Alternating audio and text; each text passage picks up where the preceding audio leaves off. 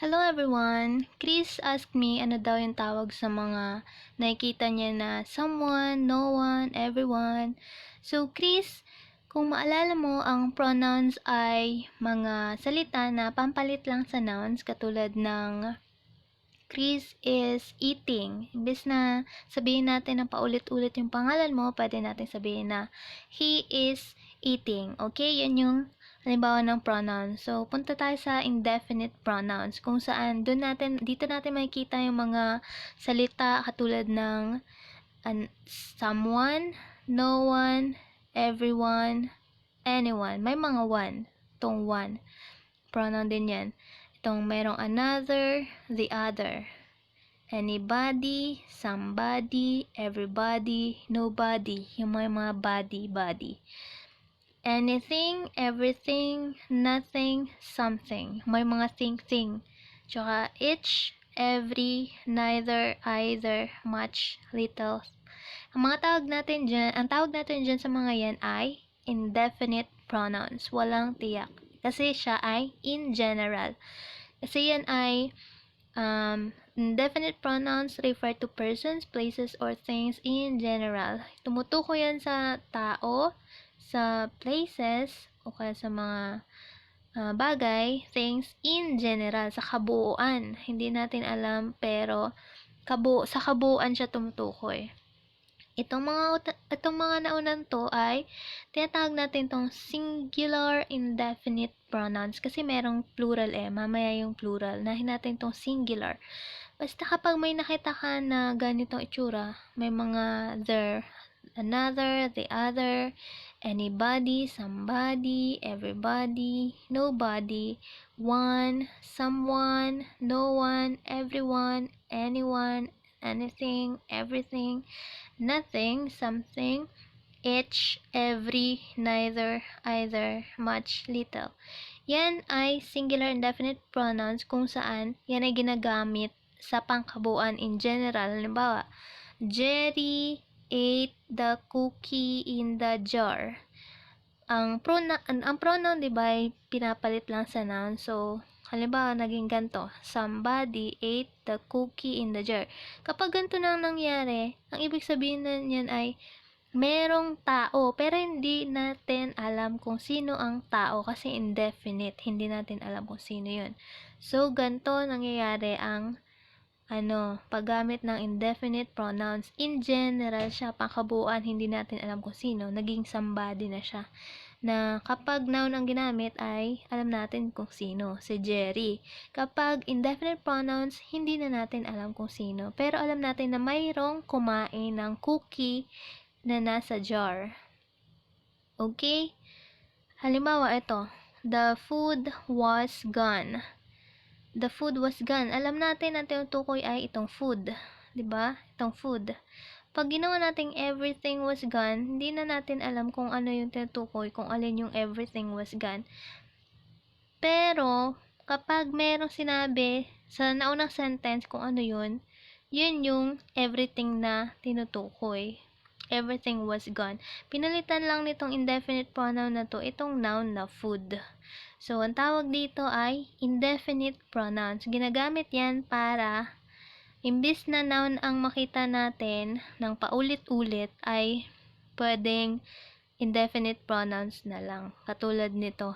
Basta may mga gantong word like another, the other, anybody, somebody, everybody, nobody, one, someone, no one, everyone, anyone, anything, everything, nothing, something, each, every, neither, either, much, little.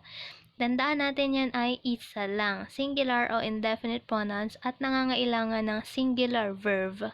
Ang mga singular verb, let's say for example, verb to be, yan yung merong is, or are. Is kapag iisa, lagi yung I am, ganun. Ang are ay para sa marami. Ganyan. Was, pag iisa lang na tapos na nangyari ng nakaraan. Tsaka, where, kapag marami yung pinag-uusapan, tapos nangyari nung nakalipas na araw. So, ganito ang indefinite pronouns. Punta tayo sa, ang ibig sabihin lang pala nito ay In general yan, in general, kahit sino. Kahit sino, kahit ano. Okay? Pag plural naman, ganito ang itsura. Medyo konti lang. Itong both, few, many, others, several. Plural yan. Ibig sabihin, marami. Halimbawa, ito, the students. Kapag walang S dyan, student lang yan. Pero dahil may S sa huli, plural na yan. Madaming estudyante.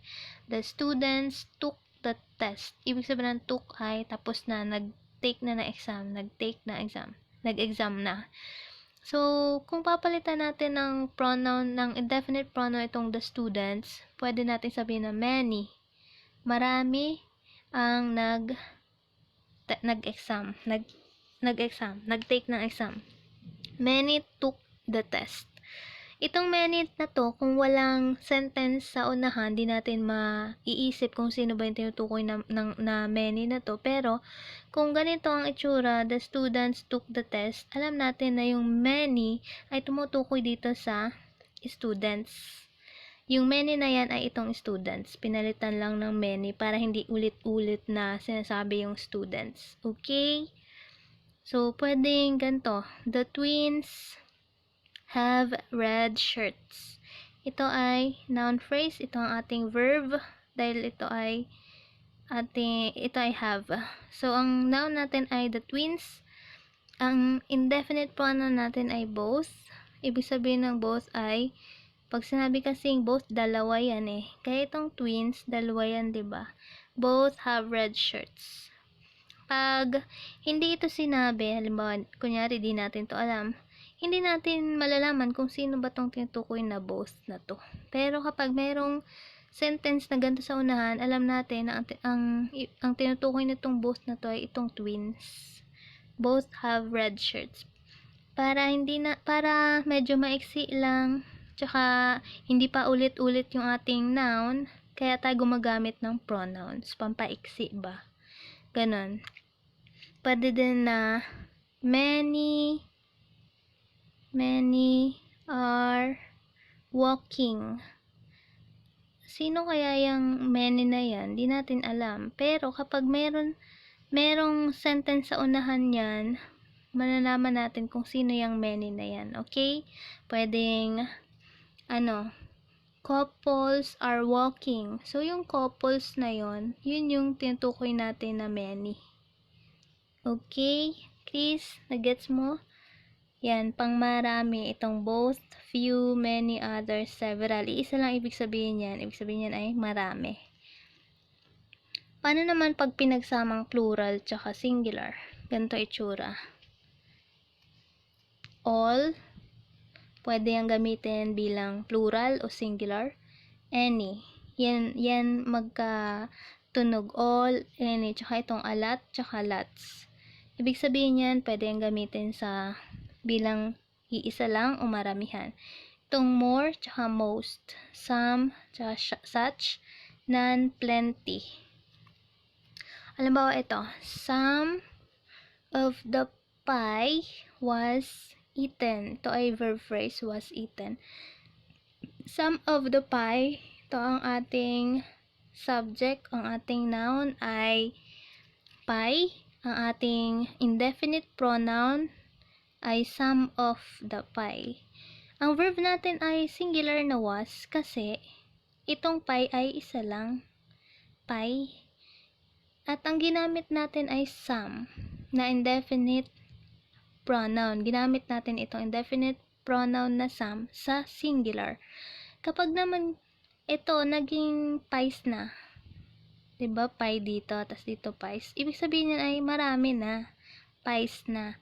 At ang some ay ginamit din natin kasi pwede naman ang some na gamitin sa singular at sa plural. Ang pinagkaiba lang, itong plural ay may S. Tsaka ang verb niya ay hindi na was, kundi were. Kasi ang were ay plural verb para sa plural subject. Ito ang ating subject, some of the pies, na plural. Dapat plural din ang verb, kaya merong were, plural. Were eaten. Okay? Ito, a lot of books. Itong books ay plural. A lot of indefinite pronoun ang ating ginamit ay a lot of, tapos plural na books. A lot of books were purchased. Were ang ginamit kasi plural itong subject natin na books. Kahit ang ginamit ay indefinite pronoun na a lot of books. Ito a lot of din, pero singular ang subject. Love, a lot of love. Kaya ang sumunod ay is, kasi ang is ay singular. Itong love ay singular. Dapat mag-partner ang singular tsaka singular. A lot of love is given. Okay? Sa mga sentences, maraming ganyan. A lot of, tatandaan natin kapag may nakita tayong all, any, a lot, lots, more, most, some, such, none, tsaka plenty. Hindi yan mahirap tandaan. Yan ay mga pronoun lang na pampalit sa nouns para hindi mahaba o paulit-ulit yung nouns. Okay? Ang indefinite pronouns ay tumutukoy sa pangkalahatan in general. Okay, Chris? Thank you.